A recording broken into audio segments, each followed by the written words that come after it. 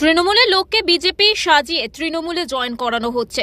পার্থ ভৌমিকের বিরুদ্ধে এমনই অভিযোগ করলেন সদ্য বিজেপিতে যোগ দেওয়া ব্যারাকপুরের সাংসদ অর্জুন সিং।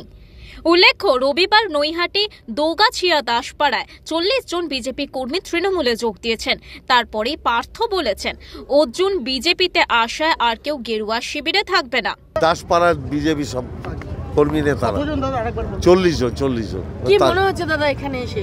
আপনি নিজে মানুষের উচ্ছ্বাস দেখছেন। মানুষ আর 2019 ব্যারাকপুরের বুকে ফেরাতে চাইছে না।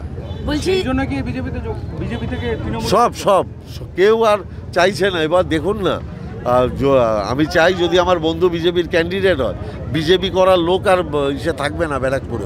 রবিবার যোগদান অনুষ্ঠানে হাজির থেকে এমনটাই দাবি করেন ব্যারাকপুর কেন্দ্রের তৃণমূল প্রার্থী পার্থ ভৌমিক।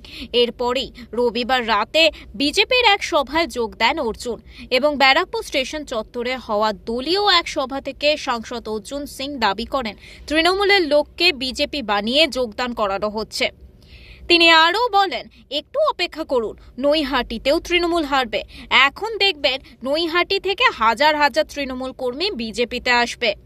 নাটকবাজ না, নাটকও করি না।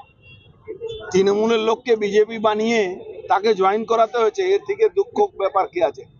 আপনি ওয়েট করুন, নৈহাটিতেও হারবে, হাজার হাজার তৃণমূল কর্মী বিজেপিতে আসবে। আমরা এখনো দরজা খুলিনি, দরজা খুললে আপনি দেখতে পারবেন। যোগাযোগের বলছি তো, আপনি আপনার সামনে আসবে, আপনি তো এখানকারই লোক, দেখবেন হাজার হাজার তৃণমূল কর্মী বিজেপিতে যোগ দিচ্ছে। আমি দায়িত্ব নিয়ে বলতে পারি, আপনাকে আমি পোস্ট করব কারা কারা কোন পদে তৃণমূলে আছে যারা জয়েন করেছে। এদিনের সভায় অর্জুন সিং ছাড়াও উপস্থিত ছিলেন বিজেপি নেতা তথা আইনজীবী কৌস্তব বাগচি, বিজেপির ব্যারাকপুর জেলা সম্পাদক কুন্দন সিং সহ অন্যান্য নেতৃবৃন্দ। প্রতীতি ঘোষের রিপোর্ট, ওঙ্কার বাংলা।